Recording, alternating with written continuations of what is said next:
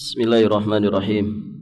Assalamualaikum warahmatullahi wabarakatuh.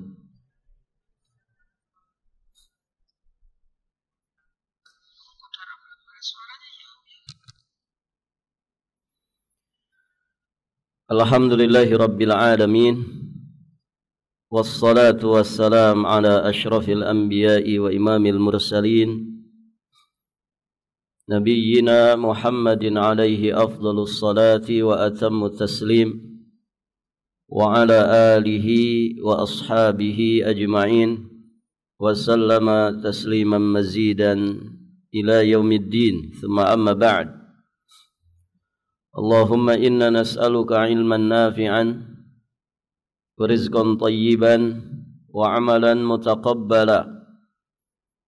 Allahumma 'allimna ma yanfa'una wanfa'na bima 'allamtana wa zidna min 'ilmika wa karamika wa judika ya dzal jalali wal ikram innaka 'ala kulli syai'in qadir wa bil ijabati jadir. Para hadirin, akhwat wa ummahat fillah rahimani wa rahimakumullah. Alhamdulillah, kita bersyukur kepada Allah Subhanahu wa taala. Pada pagi hari ini kita sudah masuk di hari ke-19 dari bulan Ramadan. Satu hari lagi insyaallah kita akan memasuki 10 terakhir dari bulan Ramadan. Semoga Allah Subhanahu wa taala menganugerahkan kepada kita semua kesehatan lahir batin, rezeki yang berkah, dan juga kemudahan untuk beribadah. Amin Allahumma ya rabbal alamin. Ibu-ibu yang dirahmati Allah, pada pagi hari ini kita akan melanjutkan pelajaran surat Asy-Syura ayat ke-18 dan ayat ke-19. Allah Subhanahu wa taala berfirman, ba'da a'udzu billahi as-sami'il 'alim minasy syaithanir rajim, yasta'jilu bihal ladzina la yu'minuna biha wal ladzina amanu mushfiquna minha wa ya'lamuna annahal haqq. Ala innal ladzina yumaruna fis sa'ati lafi dhalalin ba'id. Allahu latifun bi ibadihi yarzuqu man yasha'u wa huwal qawiyyul aziz. Orang-orang yang tidak beriman kepada hari kiamat meminta supaya hari itu segera didatangkan. Dan orang-orang yang beriman merasa takut kepadanya. Dan mereka yakin bahwa kiamat itu adalah hak. Kiamat itu adalah benar, akan terjadi. Ketahuilah bahwa sesungguhnya orang-orang yang membantah tentang terjadinya kiamat itu lafi dhalalim mubin, benar-benar dalam kesesatan yang jauh. Allah maha lembut terhadap hamba-hambanya. Yarzuqu man yasha, dia memberi rezeki kepada siapa yang dikehendakinya. Wa huwal qawiyyul aziz, dan dialah yang maha kuat lagi maha perkasa. Dua ayat ini yang insyaallah akan kita pelajari. Baik, ibu-ibu yang dirahmati Allah, perhatikan ayat ke-18. Yasta'jilu bihal ladzina la yu'minuna biha. Di awal ayat ke-18 ini Allah bercerita tentang orang kafir yang di antara sifatnya mereka menantang, mengolok-olok dan meminta supaya hari kiamat itu segera didatangkan. Ini berulang-ulang Allah Subhanahu wa taala menyampaikan di dalam beberapa ayat juga di dalam beberapa surat tentang karakter orang-orang kafir ini, suka ngolok-ngolok azab, suka nantang-nantang azab karena kekufuran mereka ini. Jadi mereka melakukan hal tersebut disebabkan karena mereka memang tidak memiliki iman kepada Allah juga kepada yaumul akhir, sehingga mereka ini tidak punya rasa takut akan azab Allah Subhanahu wa taala. Allah Subhanahu wa taala memperingatkan mereka di dalam firman-Nya di surat Al-Anbiya ayat 37. Allah Subhanahu wa taala berfirman, "Khuliqal insanu min ajal. Sa'urikum ayati fala tasta'jilun." Manusia telah dijadikan bertabiat tergesa-gesa. Kelak kata Allah Subhanahu wa taala, "Sa'urikum ayati." Kelak akan aku perlihatkan kepadamu tanda-tanda azabku. Fala tasta'jilun, maka janganlah kamu minta kepadaku mendatangkannya dengan segera. Karena azab itu keras. Kalau orang nantang-nantang azab Allah Subhanahu wa taala, seolah-olah dia punya kekuatan yang bisa membendung azab Allah Subhanahu wa taala. Padahal manusia tidak ada yang kuasa menahan azab Allah. Inna azabi lasyadid. Ya, sesungguhnya azabku itu benar-benar keras. Azab itu sering disifati dengan sifat-sifat yang mengerikan. Azabun alim, azab yang sangat pedih. Azabun syadid, azab yang sangat keras. Azabun azim, azab yang sangat besar. Dan manusia itu lemah, manusia itu kecil.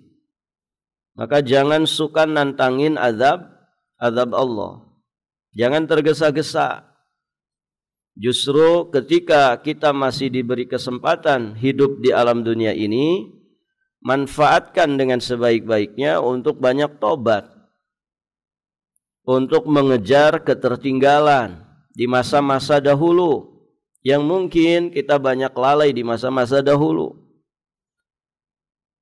Ketika Allah masih memberikan kesempatan hidup kepada kita, manfaatkan dengan sebaik-baiknya. Mengisi sisa-sisa umur dengan kebaikan-kebaikan. Dan juga taubat nasuha. Harapannya Allah tambahkan bekal pahala bagi kita dan Allah hapuskan segala kesalahan-kesalahan kita. Setidak-tidaknya ada harapan untuk bisa selamat dari siksa api neraka dan masuk ke dalam surga Allah Subhanahu wa taala. Ya, syukur-syukur kesempatan yang Allah berikan itu bisa lebih maksimal lagi. Ya, sehingga tidak hanya bisa memasukkan kita ke surga, namun juga kita bisa bersanding bersama Nabi di surga. Yakni di surga tertinggi. Taib, ibu-ibu yang dirahmati Allah. Kemudian di kalimat berikutnya Allah menyebutkan tentang orang-orang beriman, kebalikan dari orang-orang yang tidak beriman. Walladzina amanu musyfiquna minha. Adapun orang-orang yang beriman, mereka musyfiqun. Mereka merasa takut minha kepadanya, yakni takut akan azab di hari kiamat. Taib, ibu-ibu yang dirahmati Allah. Yang kedua, wa ya'lamuna annahal haq. Mereka yakin tanpa ragu sedikit pun benar-benar mengetahui bahwasanya kiamat itu hak, benar, akan terjadi. Taib, ibu-ibu yang dirahmati Allah. Nah, inilah sifat orang beriman. Mereka yakin bahwa kiamat itu benar dan pasti akan terjadi.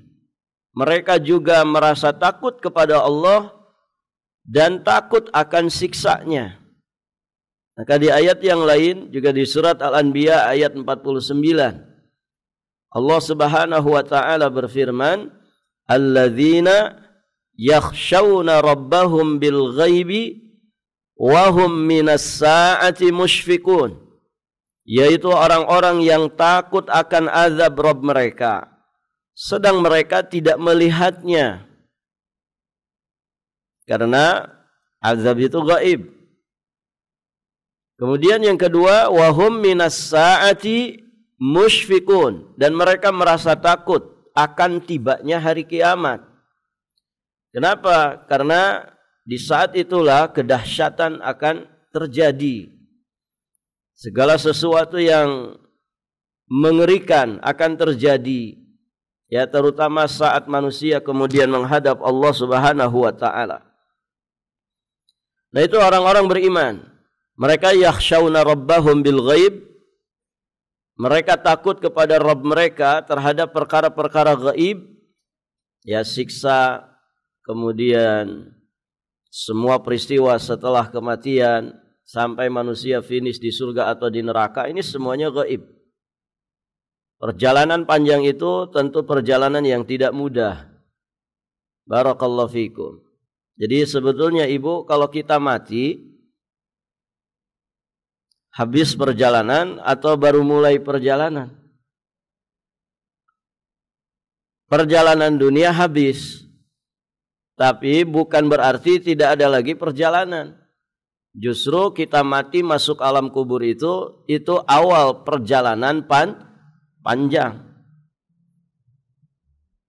Dia akhir memang dari perjalanan dunia kita. Akhirnya ya mati.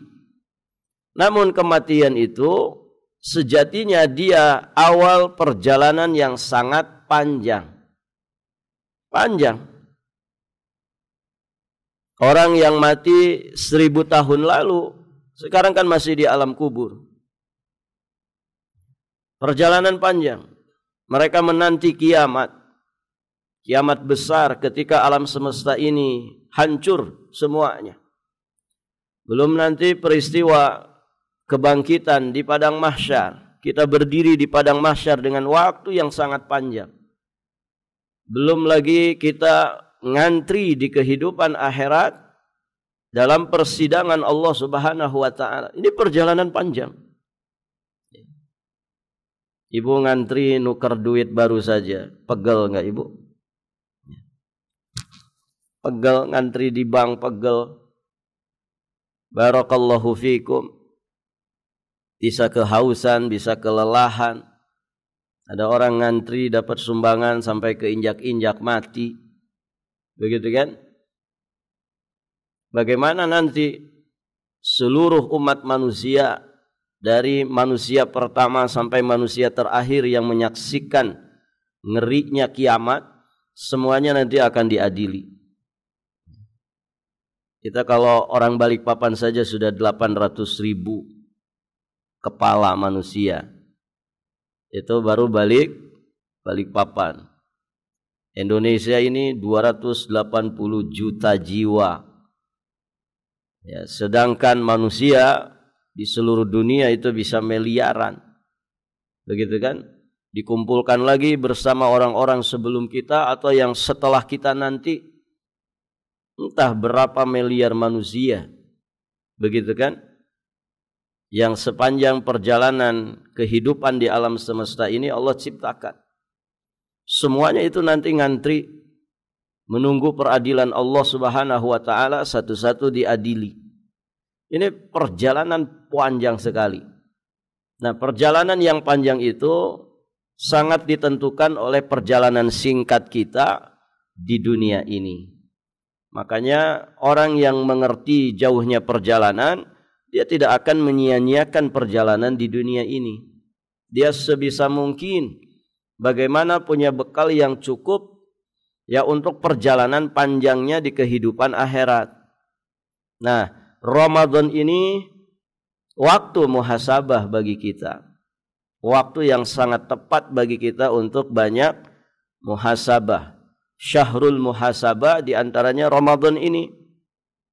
Terutama di 10 terakhir Ramadan. Sok banyak merenung, ya banyak introspeksi, banyak kemudian menghayati perjalanan hidup. Ya, bekal apa nih yang belum kita bawa? Ya, orang itu menghadap Allah harus bagaimana, Bu? Harus bersih lahir dan batin. Harus bersih lahir dan batinnya.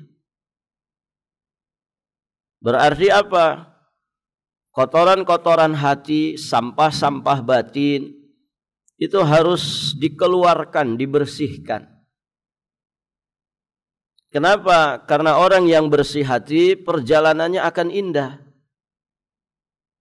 Demikian pula dosa-dosa kita terkait dengan dosa lisan, dosa anggota badan yang mungkin pasti pernah kita lakukan dengan kadar yang berbeda-beda masing-masing kita.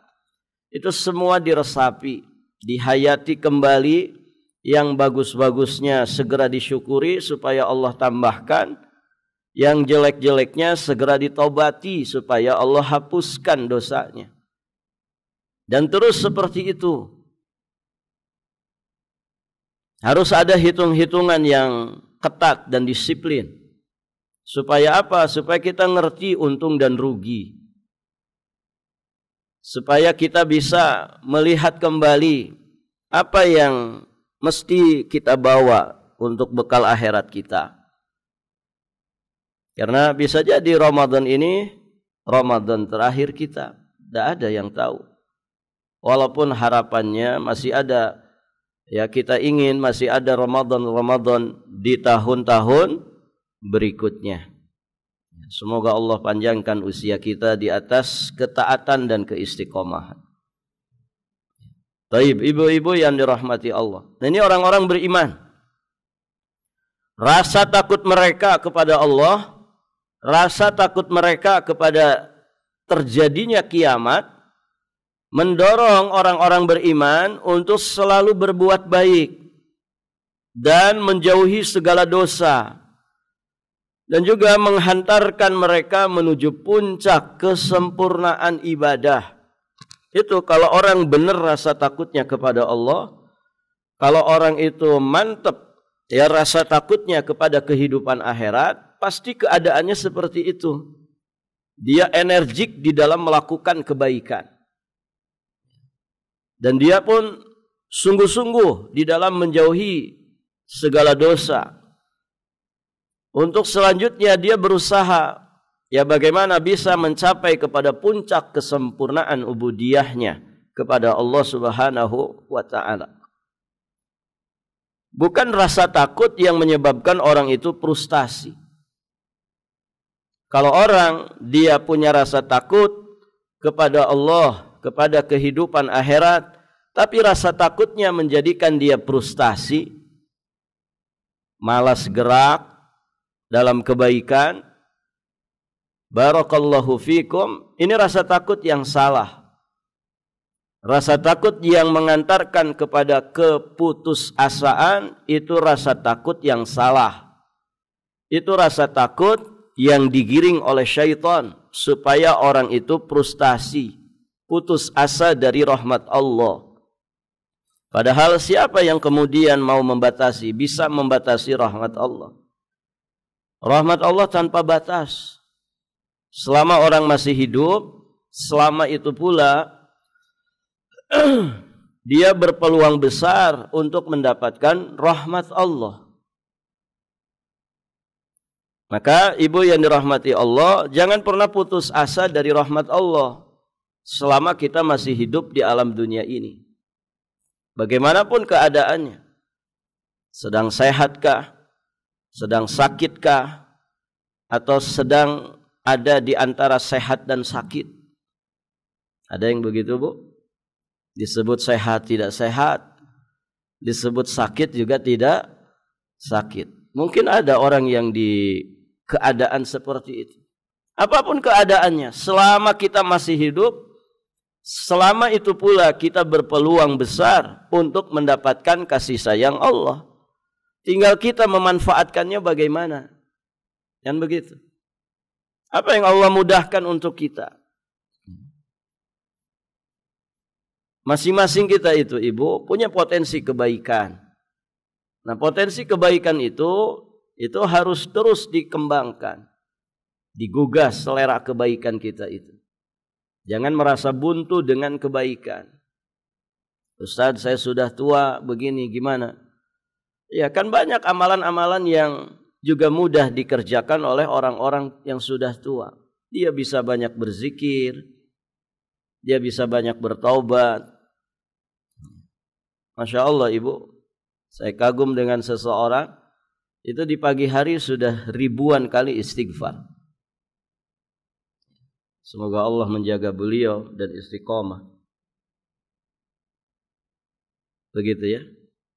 Bukan untuk riyaan, bukan untuk sum'atan. Beliau cerita, biasanya jam segini sudah 3.000.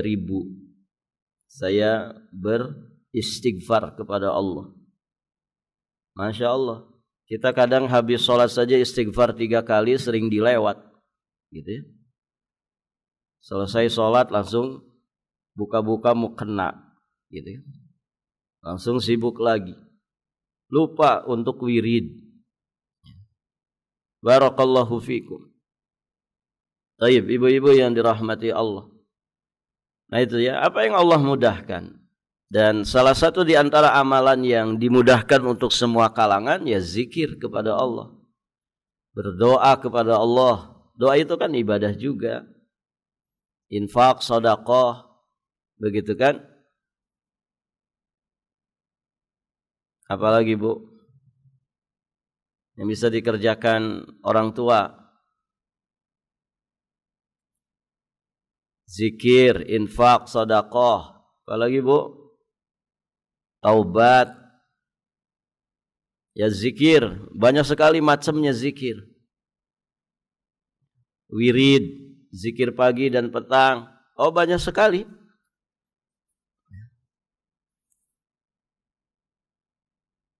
Apalagi? Ada nenek-nenek di sini? Apa, Bu? Belajar agama. Belajar agama. Ibu nggak bisa kemana-mana, kan bisa online. Yang penting kuotanya saja ada. Kan begitu. Membaca Al-Quran. Oh, banyak sekali. Kalau mau dirincikan banyak sekali. Baik, memperbaiki hati, memperbaiki lisan, bermuhasabah. Barakallahu fikum, menghadirkan amalan-amalan hati. Baik, ibu yang berkelimpahan harta, ada 3 aplikasi banking di HP. Kan bisa transfer sedekah ke masjid, ke pesantren, ke anak yatim. Barakallahu fikum. Apapun itu yang bermanfaat. Kita terkagum-kagum ya, ada orang sudah tidak bisa ngapa-ngapain, Ibu. Orangnya lumpuh, berbaring saja di pembaringan, tapi karyanya begitu besar. Menginspirasi banyak orang. Nah, kita yang masih sehat, seger buger, masih bisa berjalan, masih ada tangan, masih ada kaki yang bisa bergerak. Ya harusnya lebih-lebih dari orang-orang seperti itu. Intinya apapun yang Allah mudahkan, manfaatkan dengan sebaik-baiknya. Nah itu keimanan kepada Allah dan juga kepada yaumul akhir. Mendorong orang-orang beriman untuk selalu memanfaatkan setiap harinya, waktu-waktunya dengan kebaikan.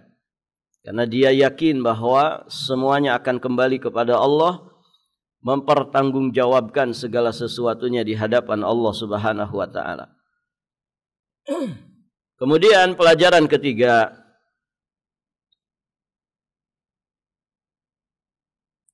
ala innal ladzina yumaruna fis saati lafi dhalalin mubin. Ketahuilah bahwa sesungguhnya orang-orang yang membantah tentang terjadinya kiamat itu benar-benar dalam kesesatan yang jauh. Di sini ada pelajaran, orang yang membantah dan menolak adanya hari kiamat adalah orang yang benar-benar tersesat dalam kesesatan yang sangat jauh. Mengapa? Karena berarti dia telah menolak dan membantah al-haq, kebenaran. Berarti dia dinyatakan tidak beriman kepada Allah yang memberitakan tentang kiamat. Tidak beriman kepada Rasul yang menyampaikan wahyu tentang hari kiamat. Tidak beriman kepada Al-Quran yang diantara isi kandungannya memperingatkan manusia tentang kehidupan setelah kematian. Dan berarti orang itu juga tidak beriman kepada yaumul akhir itu sendiri. Makanya rukun iman ini harus ada pada diri kita. Ada berapa rukun iman, Bu? Ada 6. Al-imanu billah wa malaikatihi wa kutubihi wa rusulihi wal imanu bil qadari wal yaumil akhir wal imanu bil qadari khairihi wa syarrih. Iman kepada Allah, iman kepada para malaikat, iman kepada kitab-kitab Allah, iman kepada rasul-rasul Allah, iman kepada yaumul akhir, dan iman kepada takdir yang baiknya ataupun yang buruknya. Nah, di antaranya kan iman kepada yaumul akhir. Ini akidah Islam. Ini imannya seorang muslim. Dia mengimani tentang kehidupan akhirat yang diawali ya dengan kehidupan barzakhiyah, kehidupan alam kubur. Karena sejatinya kematian juga adalah kiamat, kiamat sugro, ya kiamat kecil. Dan itu adalah pintu gerbang kehidupan akhirat. Ini semuanya diimani oleh seorang mukmin. Maka bawa rukun iman ini ketika kita nanti mati menghadap Allah Subhanahu wa ta'ala. Syukur-syukur kita juga bisa membawa rukun Islam dengan lengkap. 2 kalimat syahadat, salat, puasa, zakat, dan haji. Jika 2 ini ada pada diri kita dengan sebaik-baiknya, kita amalkan konsekuensinya, dan kita tidak melakukan sepanjang hidup kita pembatal-pembatalnya, insya Allah berarti kita mati di atas iman dan Islam. Maka kita berarti lulus melaksanakan firman Allah, wala tamutunna illa wa antum muslimun. Janganlah sekali-kali kamu mati kecuali dalam keadaan berislam. Baik, ibu-ibu yang dirahmati Allah. Kemudian ayat berikutnya, ayat ke-19. Allahu latifum bi ibadihi. Allah maha lembut terhadap para hambanya. Yarzuqu man yasha. Dia memberi rezeki kepada siapa yang dikehendakinya. Wa huwal qawiyul aziz. Dan dialah yang maha kuat lagi maha perkasa. Perhatikan, Allahu latifum bi ibadihi. Dalam ayat ini Allah menjelaskan kekhususan rububiyahnya, yakni dengan kemahalembutannya Allah memberi rezeki kepada siapa saja yang dikehendakinya tanpa diskriminasi, tanpa dibeda-bedakan. Allah curahkan rezekinya itu sehingga didapatkan oleh orang berimannya juga orang kafirnya. Orang jahatnya, orang baiknya dapat jatah rezeki. Orang solehnya juga orang salahnya. Semua mendapatkan limpahan rezeki dari Allah Subhanahu wa ta'ala ya dengan sifat yang umum. Taib. Ibu-ibu yang dirahmati Allah,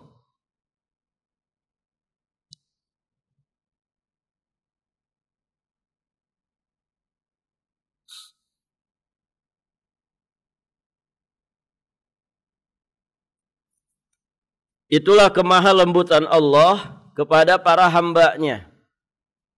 Allah berikan secara umum rezekinya kepada siapapun yang dikehendakinya. Maka jangan kaget kalau ada orang kafir, orang jahat, ternyata rezekinya lebih besar. Ya. Barakallahu fikum. Rumahnya megah-megah, mobilnya mewah-mewah, asetnya di mana-mana. Begitu ya, padahal dia kafir misalkan.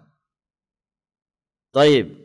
Yaitu rezeki yang sifatnya umum Allah berikan kepada siapapun. Ya jangankan manusia, binatangnya saja juga dapat jatah rezeki tersebut.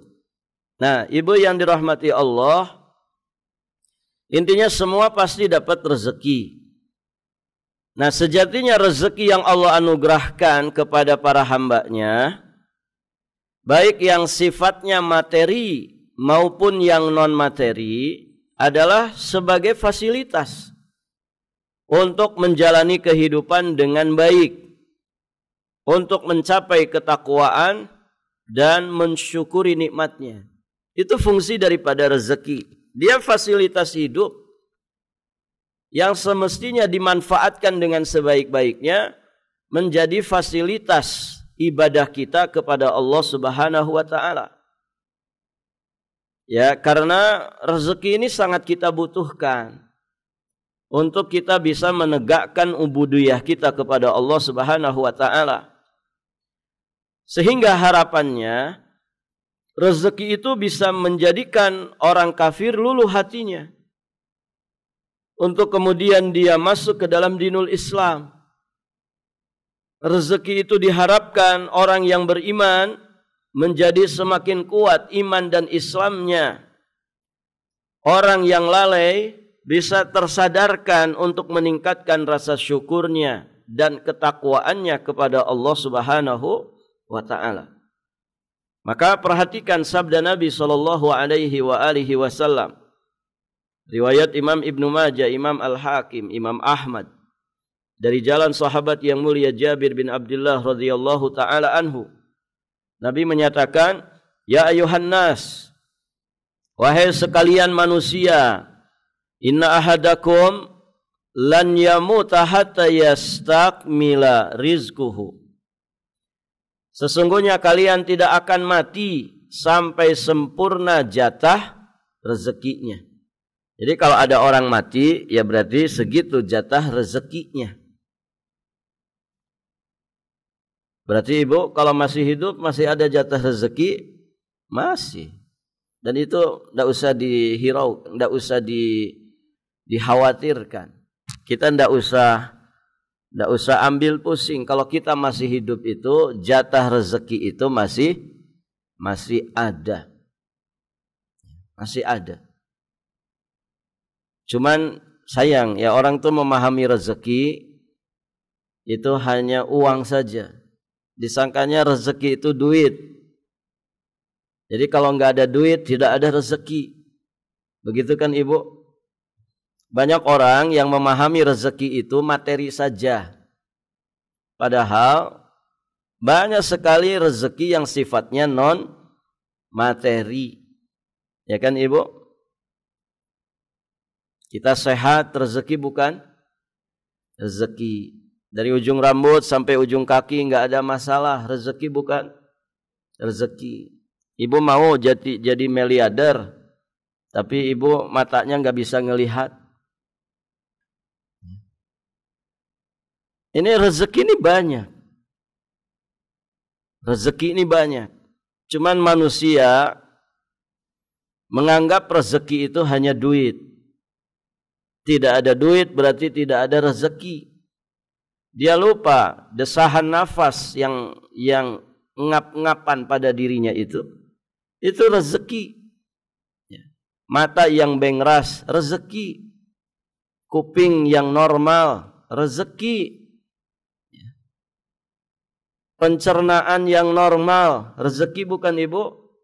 Rezeki itu. Ada orang, Ibu, ternyata rasa mules itu juga nikmat itu. Ya Ibu, ada ternyata orang setiap BAB itu tidak merasakan rasa mulas. Ternyata itu masalah. Karena normalnya kalau orang pengen BAB ada rasa mules di perutnya. Jadi ternyata pencernaan baik itu rezeki, nikmat itu dari Allah.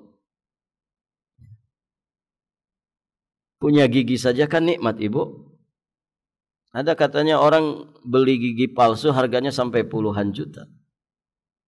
Berarti satu gigi kita itu mahal. Ya Ibu. Nah harusnya orang itu menyadari bahwa rezeki itu bukan duit saja. Ya, duit itu bagian kecil dari rezeki. Banyak orang duitnya banyak, tapi ternyata nikmat yang lain dikurangi. Intinya apa? Di sini Nabi menyatakan fala tastabti'ur rizqa. Jangan kalian merasa rezeki kalian itu terhambat. Ya kan? Susah hidup saya Ustaz, ekonomi pas-pasan. Nah, jangan merasa begitu. Kenapa? Karena rezeki itu bukan duit saja, bukan urusan materi saja.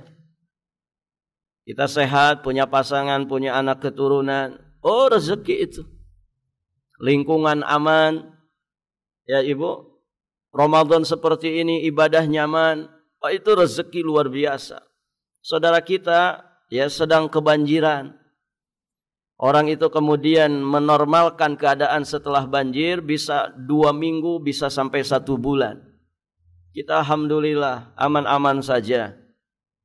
Ya, sehingga bisa ibadah Ramadan dengan nyaman. Ini semua rezeki. Maka jangan merasa rezeki kalian itu terhambat. Artinya apa? Selalu ada celah bagi kita untuk bersyukur. Satu dikurangi, satu celah ditutup, ternyata ribuan celah masih terbuka pada diri kita. Artinya celah-celah untuk kita itu sungguh-sungguh di dalam bersyukur, bukan sungguh-sungguh dalam berkeluh kesah. Satu ditutup, satu dikurangi, ternyata masih banyak celah untuk kita itu selalu bersyukur kepada Allah. Maka jangan merasa rezeki kalian itu terhambat. Dan sempurnakan kata Nabi dengan ketakwaan. Fattaqullah. Dan bertakwalah kepada Allah. Wa ajmilu fit talab. Perbaikilah cara mencari rezeki kalian. Fakhudhu ma halla alaikum. Fakhudhu ma halalakum wa dharu ma haramallah. Ambil yang halalnya, tinggalkan yang haramnya. Walaupun yang haram itu menggiurkan. Gitu ya. Kalau gaji sudah 500 juta, kenapa mesti tergiur dengan yang lain? Gitu ya. Masih merasa butuh untuk korupsi, yang penting jangan ketahuan. Akhirnya ketahuan juga. Ya kan Ibu? Coba kalau suami Ibu gajinya sebulan 500 juta, cukup enggak Ibu? Cukup tidak? Sekarang bilang cukup ya. Kenapa? Karena memang gaji suaminya tidak segitu. Bisa jadi kalau gaji suaminya sudah segitu, dia nuntut lagi. Mas, lahan kerjaanmu itu loh basah. Gitu. Masa enggak ada yang bisa diambil? Karena mohon maaf itu, bapak-bapak yang korupsi itu bisa jadi karena dorongan siapa? Dorongan istrinya. Istri-istri sosialita. Ya, yang mempertahankan gengsinya. Begitu kan? Tasnya saja 1 M, gitu kan? bajunya ratusan juta. Nah itu mempertahankan lifestyle seperti itu tuh kan butuh duit. Belum skincare-nya, gitu kan. Akhirnya 500 juta yang sebelum dia punya penghasilan segitu sangat besar, ketika kemudian dapat gaji sebesar itu, berubah juga gaya hidupnya, akhirnya jadi kurang. Gara-gara kurang itulah akhirnya kemudian tengok kanan, tengok kiri, lihat depan, lihat belakang, mana yang bisa diembat, begitu kan? Ya akhirnya begitu. Nah kita kan yang di bawah kayak gini, kalau ngelihat nilai segitu tuh gede banget. 500 juta satu bulan. Atau sisanya banyak. Begitu kan. Apalagi anaknya cuma satu misalkan. Oh sisanya banyak. Iya kita yang di bawah begitu. Belum tentu nanti kalau kita sudah ada di posisi itu. Kemudian kita bisa tahan. Nah itu ibu-ibu yang dirahmati Allah. Wajmilu fit talab. Perbaiki cara mencari rezeki kalian. Ambil yang halalnya, kemudian tinggalkan yang haram. Jangan tergiur dengan yang haram. Walaupun menjadikan kita cepat kaya. Baik, ibu-ibu yang dirahmati Allah. Maka hendaknya kita menyadari bahwa rezeki itu berasal dari Allah. Dan ketahuilah bahwa usaha itu hanya merupakan sabab. Merupakan wasilah saja. Aslinya rezeki itu Allah yang memberikannya. Bukan kerjaan kita, bukan ijazah kita, bukan perusahaan kita, bukan atasan kita, bukan profesionalnya kita di dalam bekerja dan berusaha. Rezeki itu datang dari Allah. Ikhtiar itu wasilah saja. Maka fokuslah menunaikan kewajiban dan jangan durhaka kepada Allah dalam usaha tersebut. Maka Allah akan lapangkan dan berkahi rezekinya. Sedikit berkah itu lebih baik daripada banyak tapi tidak berkah. Yang lebih mantap lagi banyak tapi berkah. Baik, ibu-ibu yang dirahmati Allah. Syukuri apa yang ada. Karena yang ada saja sudah sangat luar biasa. Pelajaran terakhir, di dalam ayat ini ada 3 nama bagi Allah dari nama-namanya yang husna.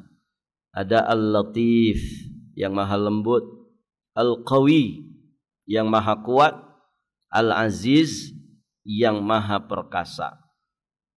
Al-Latif 7 kali penyebutan di Quran. Al-Qawi 9 kali penyebutan di dalam Quran. Al-Aziz 92 kali penyebutan di dalam Al-Quran. Barakallahu fikum. Baik ibu-ibu, sampai di sini pelajaran kita. InsyaAllah 1 hari lagi Bu ya. 1 hari lagi besok online Ibu ya. Barakallahu fikum.